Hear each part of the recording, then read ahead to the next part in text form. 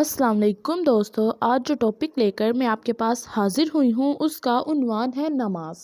دین اسلام کا اولین ستون اور سب سے اہم عبادت نماز ہے۔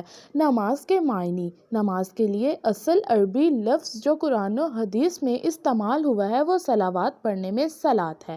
نماز قدیم فارسی زبان کا لفظ ہے اور غالباً اسلام سے پہلے وہاں کے مذہب میں یہ لفظ جسمانی عبادت کی کسی صورت پر بولا جاتا تھا، مگر کثرت استعمال سے اب یہ لفظ نماز صلوات کے بالکل ہم معنی اور مترادف ہو گیا ہے۔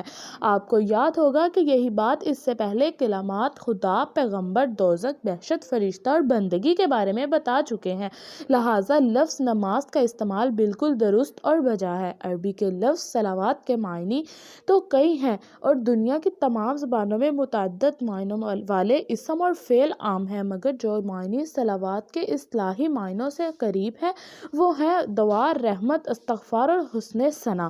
اصطلاح میں نماز کا مطلب ہے کہ اللہ کی عبادت کا مقررہ اسلامی طریقہ۔ نماز کی اہمیت: نماز یا صلاۃ ایک بدنی عبادت کی حیثیت سے تمام مذاہب کا حصہ رہی ہے۔ قرآن کریم میں بیان ہوا ہے کہ خالص توحید، نماز اور زکوٰۃ ہمیشہ سے برحق دین والوں کا شعار رہا ہے۔ اسی طرح حضرت ابراہیم، حضرت اسماعیل، حضرت موسیٰ، حضرت زکریا اور حضرت عیسیٰ علیہ السلام کے نمازی ہونے کا ذکر قرآن کریم میں آیا ہے۔ پہلے امتوں کے نیک لوگوں کی خوبیوں میں ان کے پابند نماز ہونے کا ذکر بھی قرآن کریم میں ایک سے زیادہ جگہ آیا ہوا ہے۔ قرآن کریم میں پہلی امتوں کے برے آدمیوں کا ذکر کرتے ہوئے ان کی خاص خرابی نماز ترک کرنا اور اس سے غفلت کرنا بتائی گئی ہے۔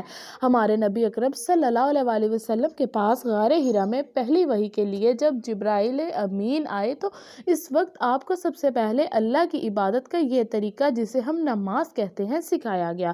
ان حضور اکرم صلی اللہ علیہ وسلم کی مکی زندگی کے 13 برس میں مسلمانوں پر صرف یہی ایک عبادت نماز فرض کی گئی تھی، باقی عبادات بعد میں یعنی مدنی دور میں فرض ہوئیں۔ اسلام میں نماز کی تاریخ: شروع میں صبح و شام کی صرف 2 نمازیں اور وہ بھی صرف 2 رکعت کی فرض تھیں۔ مکی زندگی کے آخری برسوں میں واقعہ معراج النبی صلی اللہ علیہ وسلم کے ساتھ نماز کے اوقات 2 کی بجائے 5 کر دیے گئے۔ حدیث شریف میں الصلاۃ معراج المومنین، نماز مومنوں کے لیے معراج ہے۔ مدینہ پہنچ کر ان حضور اکرم صلی اللہ علیہ وسلم نے مسجد نبوی کی بنیاد رکھی اور باقاعدہ باجماعت نماز کا اہتمام فرمایا۔ اس کے لیے اذان کا طریقہ جاری فرمایا، ساتھ ہی فجر کے سوا باقی تمام نمازوں کی رکعتوں کی تعداد 2 سے بڑھا کر 4 کر دی گئی، البتہ مغرب کی 3 رکعتیں مقرر کی گئیں۔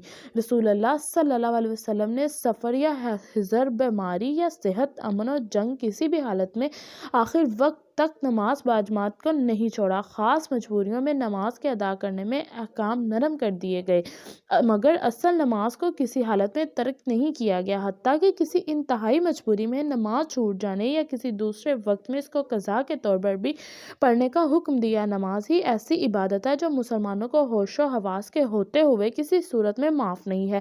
صرف خواتین کو ان کے خاص دنوں میں نماز پڑھنا منع ہے، اس کی قضا بھی نہیں ہے، تاہم اس کے لیے یہ مستحب بہتر ہے کہ وہ ان دنوں میں بھی نماز کے اوقات میں باقاعدہ وضو کر کے کسی صاف پاک جگہ پر کم از کم نماز پڑھنے کے وقت کے برابر دیر تک ویسے کوئی ذکر یا تسبیح پڑھتی رہیں، اور یہ اس کے لیے ان کی وضو اور نماز کی عادت ٹوٹنے نہ پائے، ورنہ بالکل ہی چھوٹ جانے کا خطرہ ہے۔ اسی کے ساتھ میں آپ سے اجازت چاہتی ہوں۔ خدا حافظ۔